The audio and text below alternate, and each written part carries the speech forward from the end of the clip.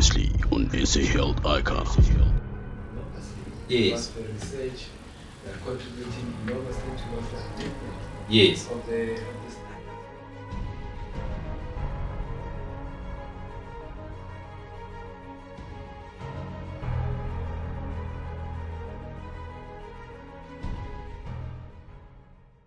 Up to date with what is happening in the fraternity as a whole. Obviously, there are journals that are specific to internal medicine and also, to cardiology over and above this. But getting a sense of what's happening in the fraternity is always very, very, very, very important. Yes, and he's got an appreciation of the role of public health. When I qualified many, many years ago, but obviously not like Prof, public health was not so much, a field that was well developed. But I see now, for example, universities like University of Pretoria, they now have got postgrad studies in public health. And if we just reflect on the COVID, pandemic, you needed a lot of public health, specialists and epidemiologists, disciplines that were not maybe looked, at a high level, but because of their overview approach to things, they are now so important. Not that they were not important before, but they made a contribution to help not only South Africa, the world, in guiding us through that. They are broad-based. They are broad-based, Prof. So you have an interest in public health, you have an interest to continue in your own field, but also you are looking, at just how things are going. I would like to ask you a view, though, around the national health insurance, which is the policy of government. At this moment, it's at parliamentary level. It's been accepted and approved by the National Assembly. It still has to go to the National Council of Provinces. I just want your independent view. What do you think about the national health insurance as a new funding system for a nationalized form of healthcare that is supposed to come in from around 2026 onwards? What will be the emphasis? Yes, just your view. Do you think it's a good thing for the country towards universal healthcare, or are you like other people who are opposed to it, who feel that it's government wanting to meddle and kill the private sector? No, it's a very well-founded idea for preventive medicine. Yes. The crux of medicine. Preventative medicine. You can't be curing people. Yes. You must prevent disease. Yes. Yeah.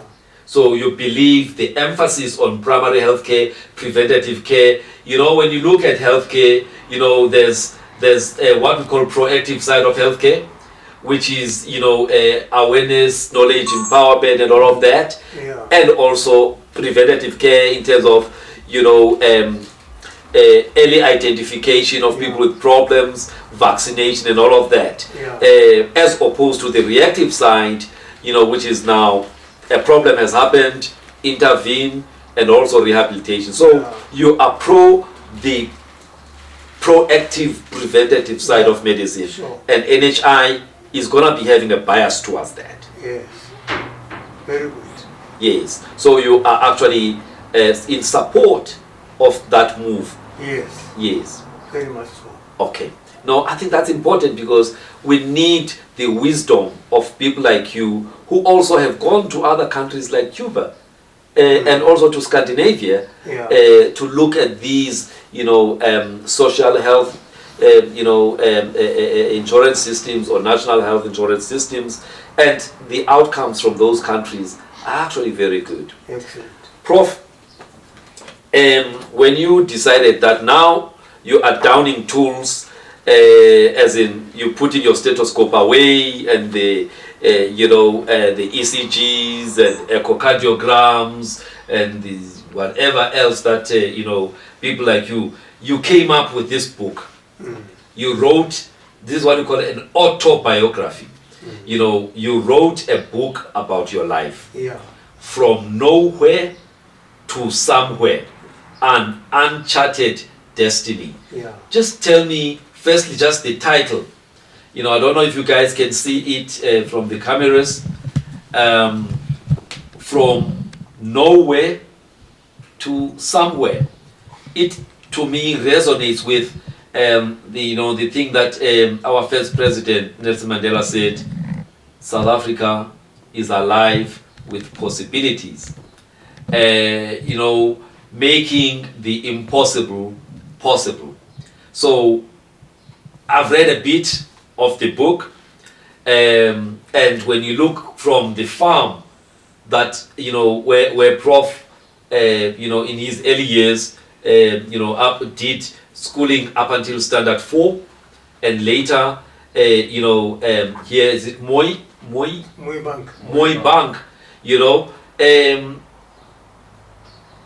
one would have said there's no great future for this person, but he defied all odds. You defied all odds, Prof, to make the impact that you've made. Now I just want to know this title. How did you decide this is going to be the title of my autobiography? Yeah, working from the basis that I'm an entity. I'm not born of a top class family, well educated. Yes. Came from nowhere. Yes. Yeah.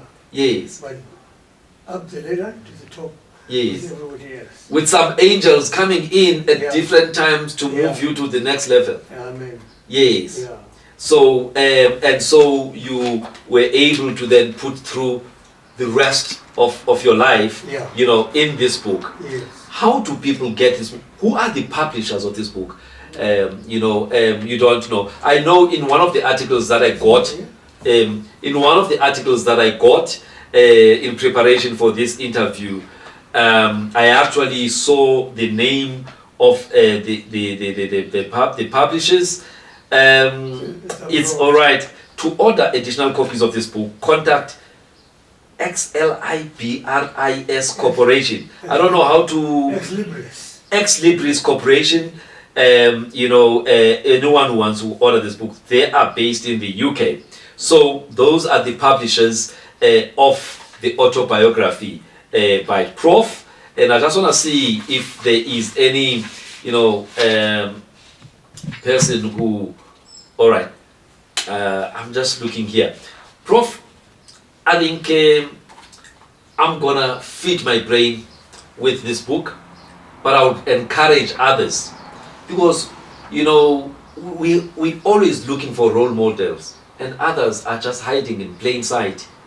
And one of those is Professor Mokhobo. And so I think it's important that as young people we know that there are people who came before us, people who have who left footprints. The sense of time. Exactly, Prof. And we need to cherish them. We need to honor them. We need to make noise about them, especially those who are, who have a lot of humility, like Prof. Because, with all the record-breaking things that he did, he never made noise about it. It is some people who then decided to share the story. He's never wanted to be in the limelight, but it is important that we capture this, history, Prof. Thank you. Yeah, it is important. Now, let's get back to something I did not ask you before. I mentioned earlier that last week I saw a photo of yours when you were still a young man. Relatively young, we're talking 91 now, so maybe 30 years ago or so, you were still at Medunsa. A picture that was on the wall, that was taken by Dr. Muso Mokhobo. Yeah, and he put up this picture on, one of these social media platforms called Facebook. And I was looking at this gentleman, and I'm saying, Prof was a very, very, very handsome man. Even now at age 91, you can see that Prof is a very handsome man. Thank you. But then being handsome at times can come up with challenges whereby, you know, people of the opposite sex throw themselves at you unless you are disciplined. You know, so Prof, Prof's wife is here, but I hope she will forgive me. You know, she will forgive me, you know, in terms of venturing into this space. But sometimes we need some tidbits about the people that, you know, we are interviewing a little bit. So Prof, this is your third marriage. You know, you married the first wife, you had 3 children. Yeah, and Pule comes from that marriage, but there were 2 other siblings, you know, in that first marriage. Then, you know, you got recycled, that's how I call it, because I went through a divorce as well. So you got recycled, you know, I'm not going to go into how and what happened there. Then you got married the second time around, and that marriage gave 2 girls.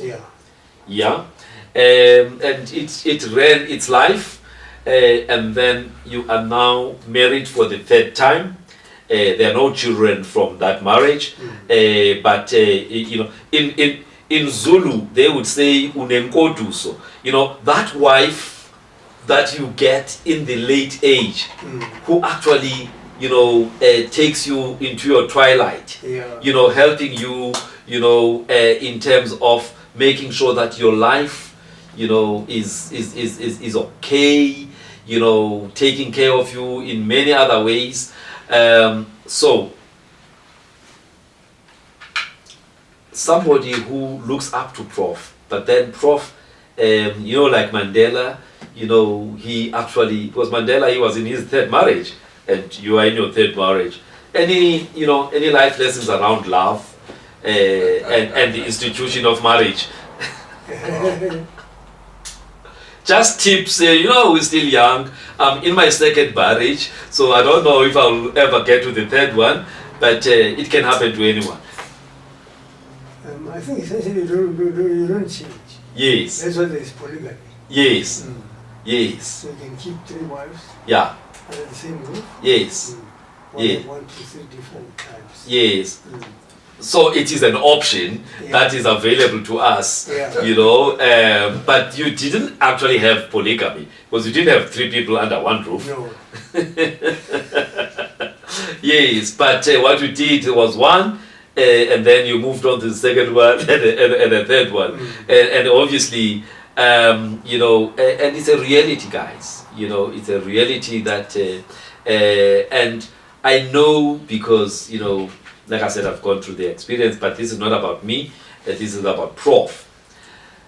Now, Prof, that therefore means you've got children from the 1st, the 2nd, you know, together, but you managed to make them to, you know, to see themselves as fully as siblings. That's what I understand.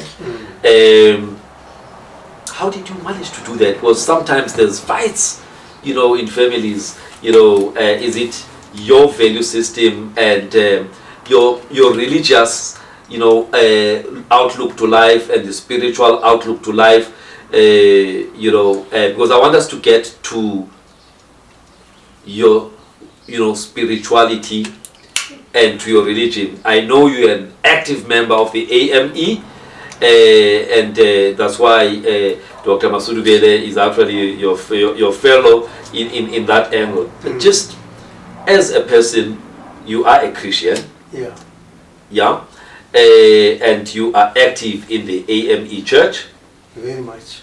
What role do you play now, or what role have you played in the church? You are an example. You teach by example. You teach by the mouth. Yeah. You teach by seeing different communities and giving different ideas. Yes.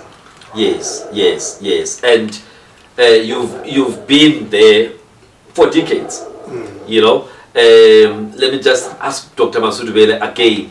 Can you just tell us a little bit about Prof, his outlook to matters of spirituality, but here we're talking Christianity, because I also know at the beginning he did tell us that, you know, he also holds traditional African belief systems, you know, and being Africa, you know, a PAC person, you know, obviously you would expect that. So this is what we call, you know, people who have got more than one belief system. There's an English word for it. I'll just remember it.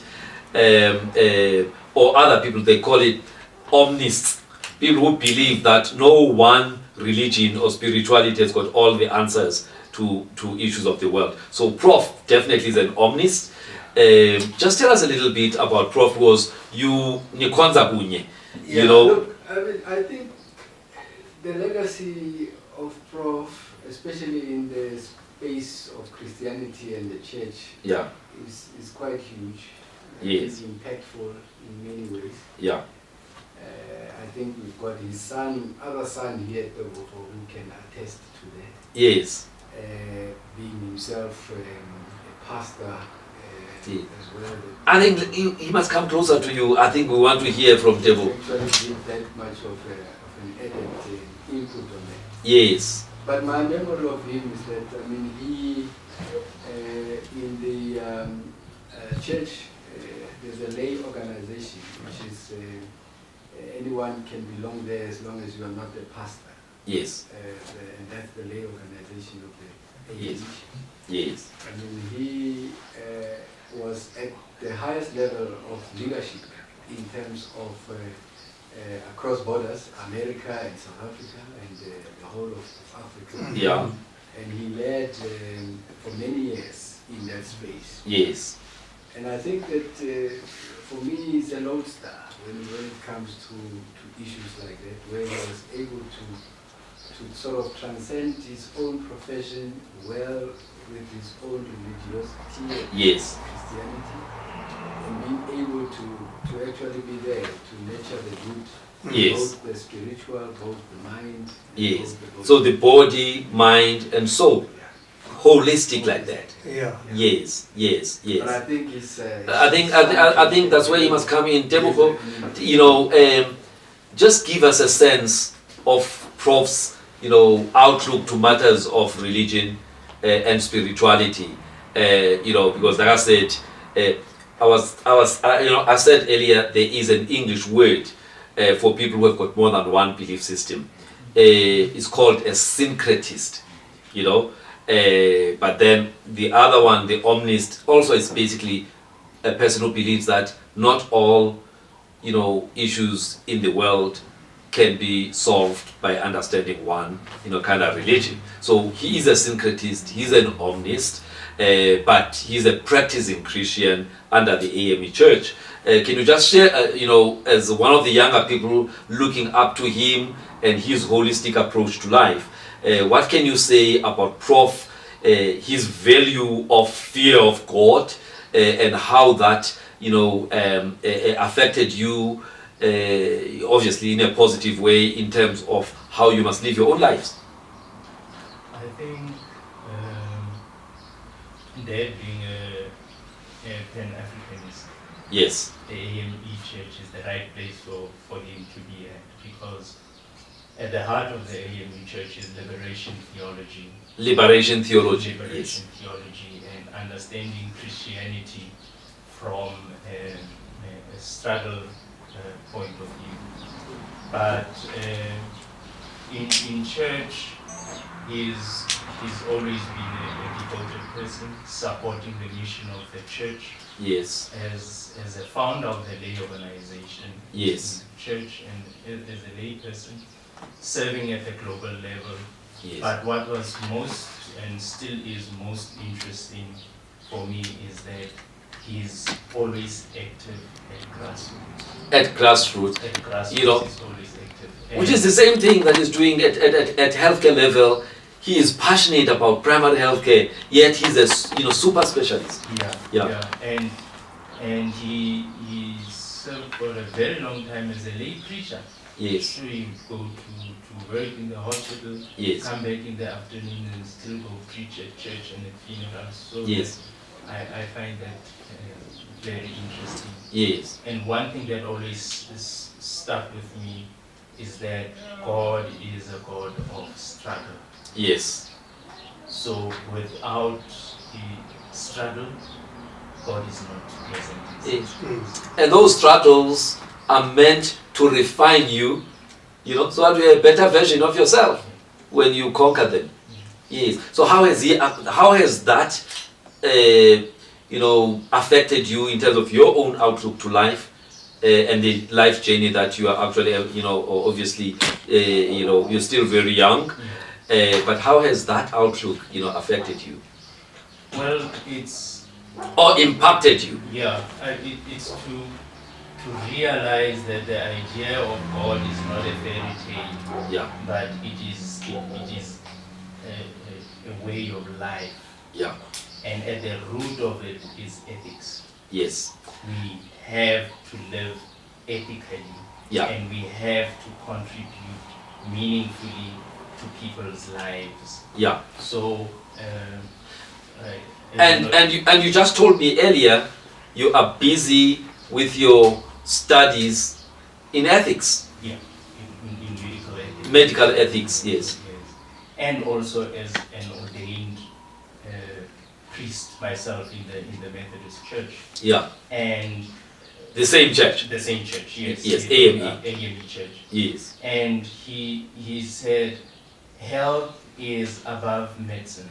Yes. Health includes spirituality, it includes psychology. Yes. It's holistic. Yes. So Yes. for me, it was quite interesting to take that kind of approach to healthcare, both from a spiritual and scientific point of view. And you are a qualified doctor yourself. No. Okay. I'm a philosopher Yes. and a medical ethicist. Okay. Yeah. Beautiful. We will have an interview with you on your own, but I just wanted you to fill in this part. Today's day is about Prof. Prof, we are going towards wrapping up this interview, but I want you now to reflect on the question I put. When people remember Prof, what would you want them to remember you for? Meaning reflecting on your legacy in your own words. Because sometimes when we are at the point where God has recalled you, people say a lot of things about people. Sometimes they add a bit of spice, but it's always better to hear from the person himself, herself. How would you want the world, Africans, South Africans, to remember you? I'm still going to come to the fraternity, but just you as a human being, because there's more of you than just your profession. So the people who know you in various places, in church, in society, as a community member, as different, what would you want people to remember you for? I think you have to, honest. Yes, your legacy. Yeah, very honest.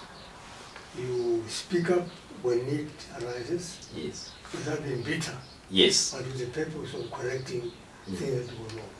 So a man of principle, Principles. a man who is, focused on making the lives of others better, Yeah, holistically, absolutely.